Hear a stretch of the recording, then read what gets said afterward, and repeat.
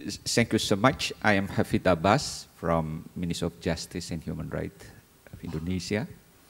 Well, well, thank you. Thank you very much for very insightful presentation, James, that you had made, especially the picture of your granddaughter Sophie. So it's indeed bring a very deep touching to the fiber of my mind and the fiber of my heart. Even I'm not yet having granddaughter or grandson.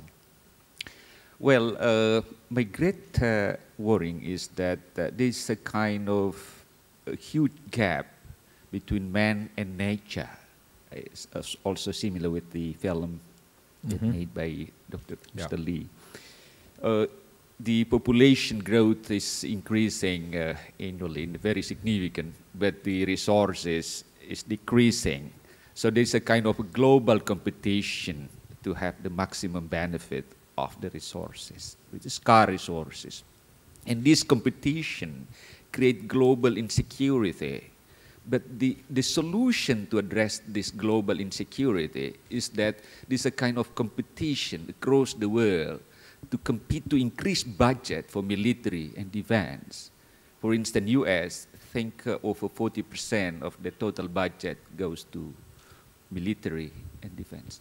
The cost for Iraq and Afghanistan, more than 3 trillion US dollars. In Afghanistan, China, Pakistan, more than 30% of the total budget goes for military. But for education, for humanity, US spend only 1 or 2%. Many countries in the world forget it for the future of these children. So I think we need a strong commitment to shift for a new paradigm shift for how can we create a global intergenerational solidarity. I think you need to voice for this voiceless voice, I think. And I think, well, I would like also to bring this message to my country, Indonesia, and I hope this to be heard later on. Thank you. Yeah, I certainly agree with that comment. In fact, one of the Rockefeller Foundations organized a conference, a meeting, a getting together of ex-four-star generals and admirals in the United States who are very smart people and have a good life view. And they agree with the fact that a greater threat to the nations, its national security, greater threat than war with other countries is really the dangers inherent in this, the planetary situation if we continue down this path. And they are recommending to the government that it spend more of its resources on this matter rather than on military budget. Yeah, so I agree with that. Well, just a little bit of advertising. Tomorrow morning, the second plenary is given by a former U.S. general from the U.S. Air Force who is going to be speaking about security issues. And also, Hafid Abbas is going to be in breakout B tomorrow, where he and others will share with us about development, social justice, and some of these issues that we seldom discuss. Okay, was there another question here? Okay. Hi, Raymond Yap, Heroes 2. Marion asked my first question, so I had to think of another one. You had an interesting issue regarding using the courts to sue our government. Can you elaborate more on that, Doctor? See, Jim, you have alerted people to your revolutionary side, right? Scientist to advocate to revolutionary. Well, I just think that is very consistent with the way our government is supposed to work. I mean, as I say, it's the most basic concept on which our government was established, that all people are created equal, and young people are all people, are part of the people. So I didn't show my last chart, which referred to atmospheric trust litigation. There are legal scholars are beginning to look at this very carefully. And they describe it a little differently than I do. And I've met with a number of these scholars in recent weeks, actually. And they talk about atmospheric trust, that the atmosphere is held in trust. We hold it in trust for future generations, and we need to deliver it to the next generation in equally good condition as we received it. And that's consistent, as I mentioned, with the way that most cultures think.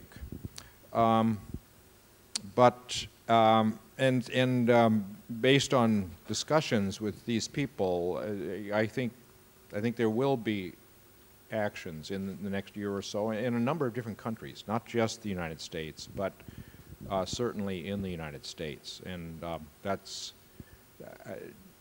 they're really just having these discussions now, and so I'm not really able to say more than that. But I think that this is an approach that has to be pursued because it's become very clear. As I mentioned, I've gone to like 7 or 8 different countries, and I'm surprised. Each time I think I can make the rational, make this story clear enough that there should have rational actions. But it seems that the governments are so strongly influenced by the fossil fuel industry that they're not taking actions that are rational in terms of protecting the public. So maybe the courts are less subject to money interest than the other 2 branches of the government. Well, we'll try that, right? Yeah, Now, try that. just again, a bit more advertising.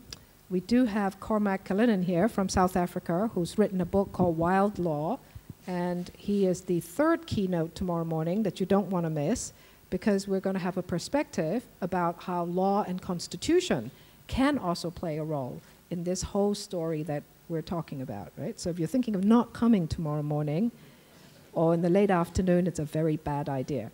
Now, can I just see how many more questions are out there? You see you people sitting at the back, the disadvantage is I can't see you so well, but I'm going to give you a chance. This gentleman at the back, that's number 1. Number 2, number 3, right? Number 1, number 2, number 3, number 4, and number 5. We'll give some ladies a chance too. Okay, number 1. Hi, I'm Colin Look from, is an ecologist. So you have mentioned we should promote renewable energy, but there's some environmental impact even for the renewable energy, like let's say the water resources, water power.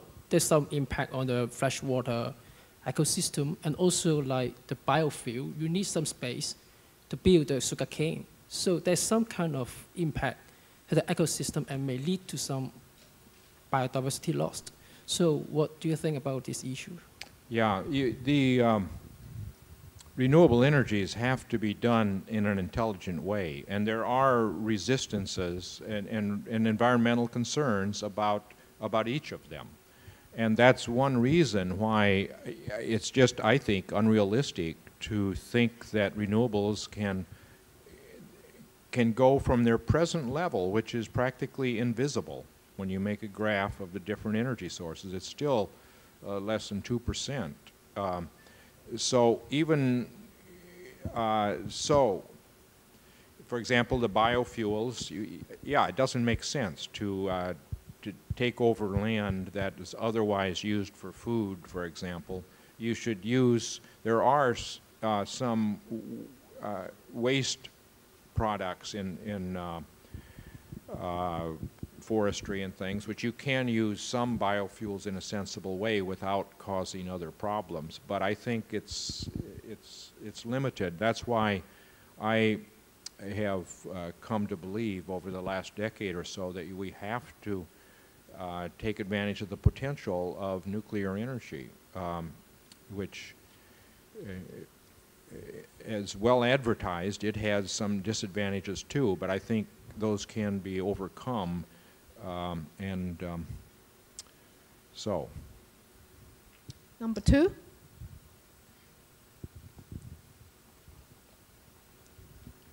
I'm an engineer.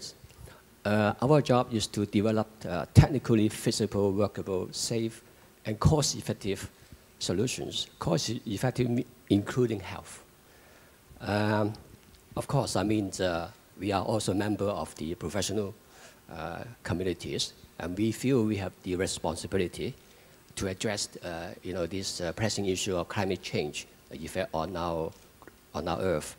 So, what do you expect, or what would you like we engineers to do to help you to resolve all these problems now you've been advocate?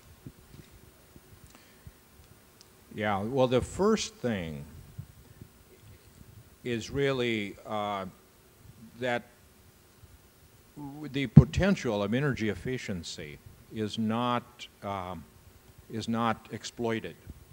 And of course, that will be much easier to do once there is a price on carbon, so that energy becomes more expensive. Many of the schools,